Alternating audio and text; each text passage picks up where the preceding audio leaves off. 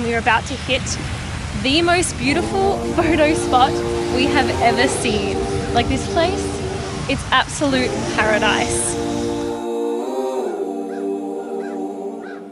Hey guys, we're Stephen and Jess from Flying the Nest, and we actually run a travel channel here on YouTube, and we've just come back from an amazing tour through the Philippines with TourRadar. Now, we saw so much on our 19-day tour that we're struggling to fit everything into a top 10 list. But that's what we're going to do, is show you some of the highlights from our TourRadar Philippines trip.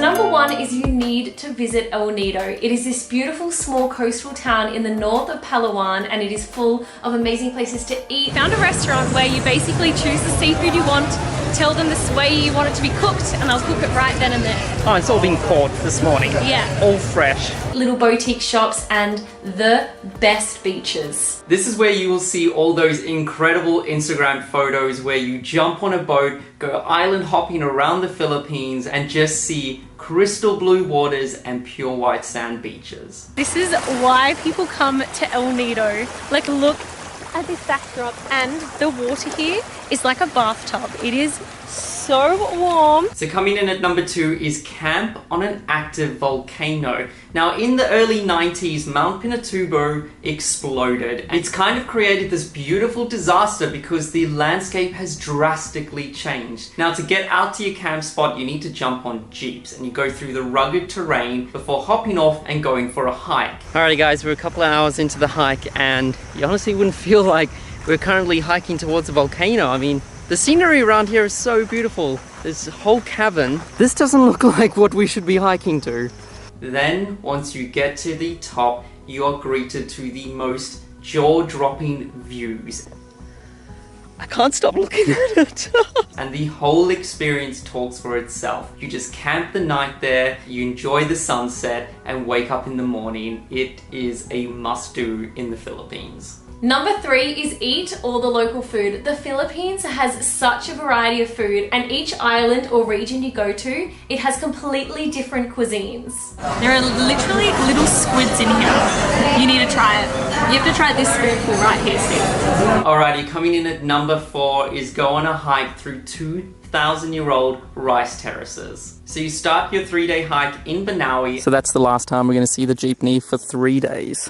This place looks like Hawaii or something. It does kind of remind me of that. You got the rice terraces down here and then these massive mountains. And you walk through local villages, rice terraces, UNESCO World Heritage Sites before ending your time in Batad. So we just made it to the viewpoint of Batad and wow, we are treated to such a view.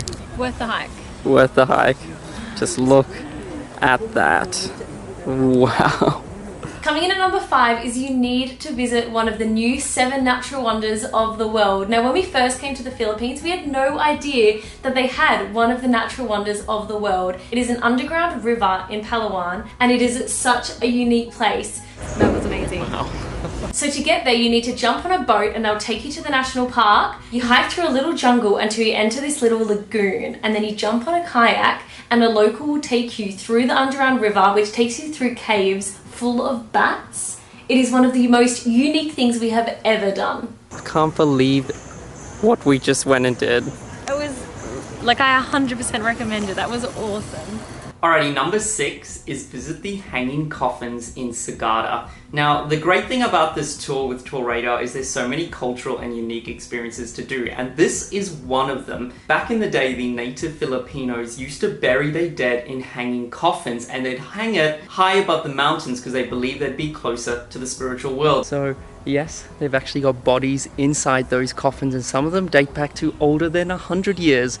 Now, this is such a cool experience to see for yourself, as you need to hike out to the hanging coffins, make your way through underground tunnels, walking through the river streams, and when you are greeted to this experience, you just can't stop talking about it. It just makes you think, how did they get those coffins in there? Number 7, kayak through small lagoon. Now when you go to El Nido, there are a bunch of different day trips that you can do, and one of our favorites was kayaking through small lagoon. So when you arrive, you actually can't see the lagoon. You go inside your kayak and then the guides will tell you to go through this little hole in a cave. So you go through the little hole. Trust the guide. Trust the guide. Also, look at the color of this water. Wow. What? Ready? It opens up to the most beautiful lagoon we have ever seen. Wow, it's so quiet. And the water is so clear.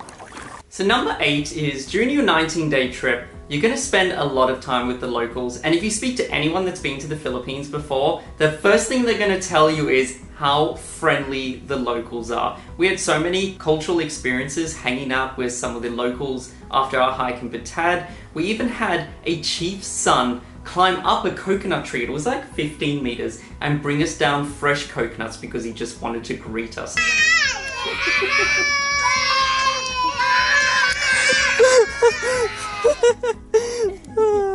Most intense bye-bye ever. And the local animals are pretty friendly too. Come on, Larry. Jess has made a friend. So number 9 is that you need to make sure you explore the streets of Manila. Now this is the capital of the Philippines and it is one crazy busy city. And something we didn't realize is there is actually a lot of Spanish influence in the city. The Spanish were actually occupying Philippines for 300 years, so there is a bunch of influence. And to get around you need to go in a jeepney. You'll notice them all over the city. They don't have buses. They have these big jeeps. Back when the Americans were in Manila, and when the Americans left, they left all these jeeps, and the Filipinos, they don't like to throw things away, so they were like, you know what, let's use these, and so that is the public transport. So my first jeepney! And finally, number 10 is stay on your own private beach in Palawan. There are so many beaches in the Philippines, so being able to slow down, relax, watch the sunset, and just generally chill is one of the best things to do in the Philippines. I haven't even seen any other tourists, which is really cool. So it means that like the trip is taking us to some really unique spots. So there are so many amazing things to do in the Philippines, and if there's anything we forgot, make sure you leave a comment below so we can add it to our ever-growing bucket list. Make sure you subscribe to TourRadar's YouTube channel for more inspirational videos, and if you're interested in checking out the tour we did, there's a link in the description. Thanks so much for watching. Bye!